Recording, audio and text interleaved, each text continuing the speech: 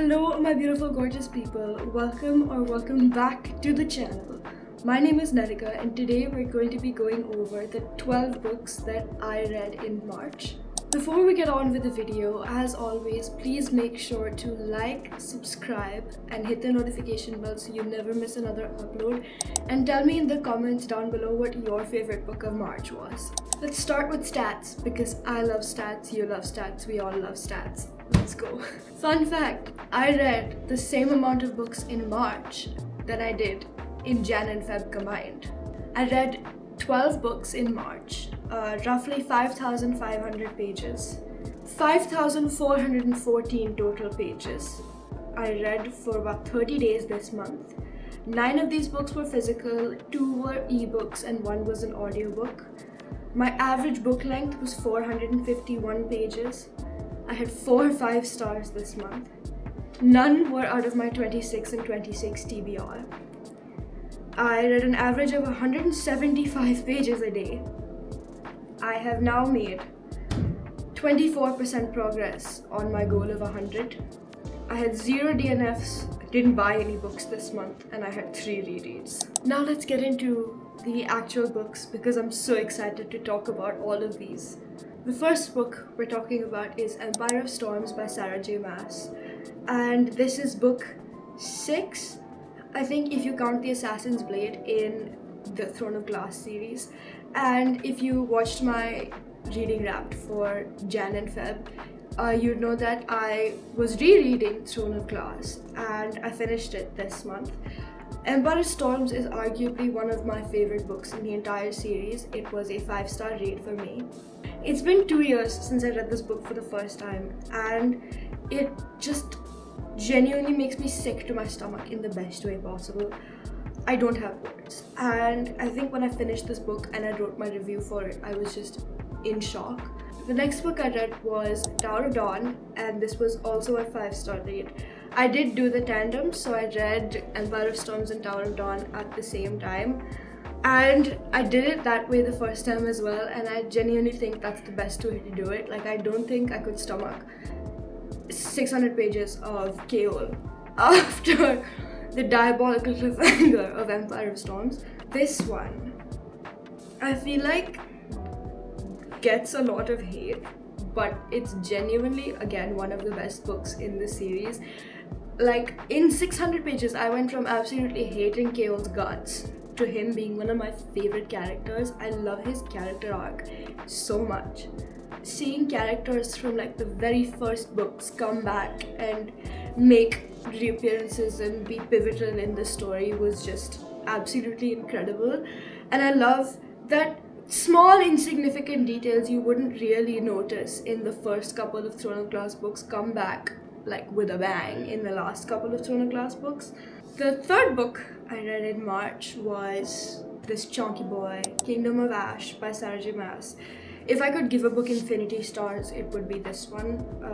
It took a tumble.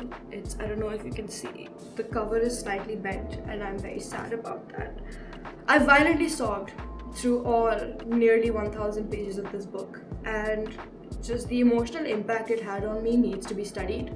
I was crying from like the very first chapter. I knew it was coming and then started crying like chapters before because I knew what was gonna happen. Then for some reason I thought I've had enough with traumatizing fantasy, let's read something fun. So I read People We Meet on Vacation. I bought this when I went to the World Book Fair in January, and I've been putting it off because I'm scared of Emily Henry. That's not to say that I didn't absolutely devour this book, because if I'm not wrong, I read it in one sitting. And while it's not my favorite Emily Henry book, that honor goes to Great Big Beautiful Life. I love that book so much. It was still really good. I still haven't seen the movie though. Like, I think I started it and made it like 20 minutes in, and then I was like, yeah, no, I can't do this. The next 2 books I read are the final 2 books in a series that I started a year ago. They are Wrecked and Redeemed by Lauren Asher. These are books 3 and 4 in the Dirty Air series. The first 2 are Throttled and Collided, and I read them, I think, almost exactly this time last year. Wrecked follows Jax and Elena, and it's F1 romance. This entire series is F1 romance. I gave it 4 stars, and it was 584 pages of Lewis Hamilton fan fiction, and I am ashamed to say I enjoyed every single second of it. I see so much of myself in Jax, and I love Elena so much. All the crumbs of Maya and Noah and Liam and Sophie were just... I feel like honestly this is a me problem, because I've been reading so much long fantasy that the shorter romance novels feel so rushed to me. This is by no means short, by the way. It's like 400 pages. Redeemed follows Santiago and Chloe. I give it 4.5 stars.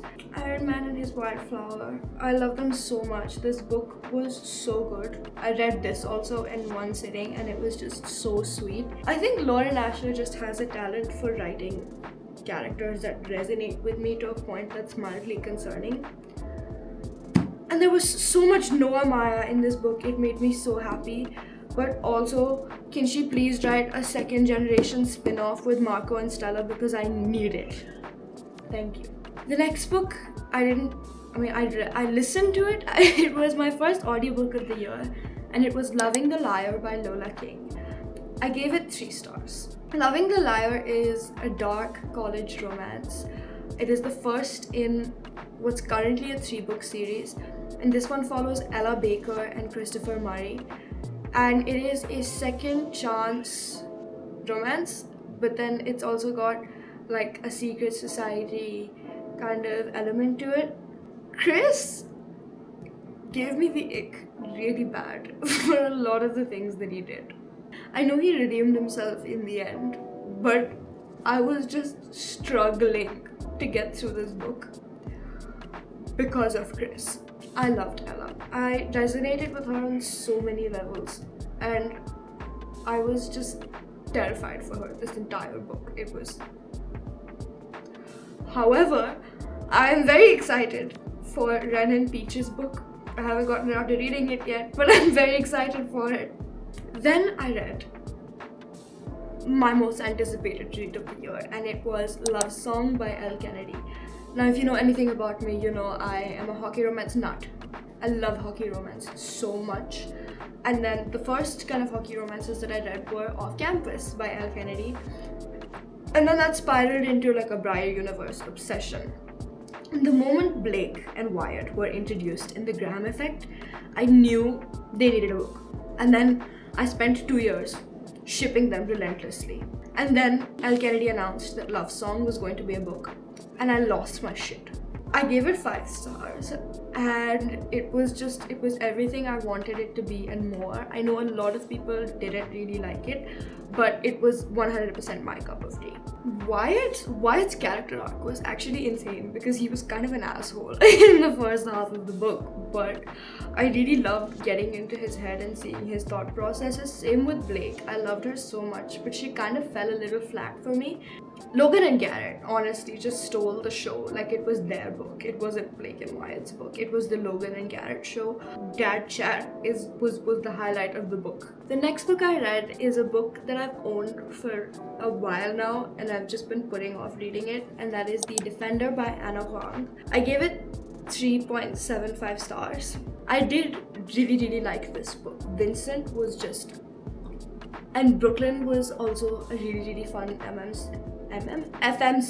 I feel like while it was really good, it just didn't have that 5-star quality that The Striker did, because I really loved The Striker. Some of the things he did, I don't want to spoil it for you guys, but it was just and I'm so excited for The Keeper, I think, because I think it's Single Dad Nanny, and Noah and Karina, again, I've been shipping them since The Striker came out, and when it was confirmed that it was their book, I lost it. The next book I read was another ebook, and it was a hockey romance, because who am I without hockey romance? This was Within Range by Ruth Stilling, and I gave it 3.5 stars. No, I love Ruth Stilling. She's one of my favorite authors. She wrote the Seattle Scorpion series, and it's one of my favorite series ever. And Blade Kings is also really good, and I'm very sad that it's over, but I'm also so freaking excited for the new series she's coming out with, because the first book follows my favorite MMC JJ's son Will. So Within Range is the last book in the Blade King series. It follows Emmett Richards and Billy Quinn. Emmett was wow, and Billy was so freaking cool. I love her so much. I'm just absolutely overjoyed because all of Ruth's newest books have had so much Kate JJ content in them, and I love Kate JJ, right? I'm being fed. This is like, thank you. I loved all the found family crumbs, and I loved all the Seattle Scorpions found family crumbs, and it felt so good to read a hockey romance again. Then I read my first novella of the year, and it was Two Can Play by Ali Hazelwood. I got this for my birthday. Watch the birthday haul. I gave this 3 stars because I can't really rate a novella more than that, because it's literally like 100 pages, right? First Ali book of the year. It was such a cute little novella. Like, yes, Ali, please give me more refrigerator-sized down bad MMCs. And he wears glasses. Did I mention he wears glasses? It did feel a little rushed, but that's okay because it was literally like under 200 pages. I feel like that Jesse and Viola's conversations were kind of a little painful at times, but you know, I forgot to tell you what it's about. It follows 2 video game developers who go on a team building retreat, and they're from 2 rival companies, but the rival companies have to go on the team building retreat together. It was really fun, actually. I love Ali Hazelwood's writing style. Oh, and it has art. The Defender also has art. I forgot to show this to you guys. So does this one. And the final book that I read in March of 2026 was The Same Backward as Forward by Jennifer Lynn Barnes. This is a story set in the Inheritance Games universe, and I know our running joke is that she's milking it, but this is one book that I'm genuinely like not mad about. Basically, the concept is you read Hannah's story, Hannah's POV of the story till about the middle, and then you flip it over and you read it again, but from Toby's POV. And it's been a good long while since I've cried over a book as much as I cried over Hannah and Toby's story. I'd already read Hannah's POV from Games Untold, which was the novella collection, but nothing could have prepared me for his side of the story. It was Jennifer Lynn Barnes, you evil mastermind. Now I have to go read Glorious Rivals. I haven't read it yet. So my camera overheated. But that's okay, we were done talking anyways.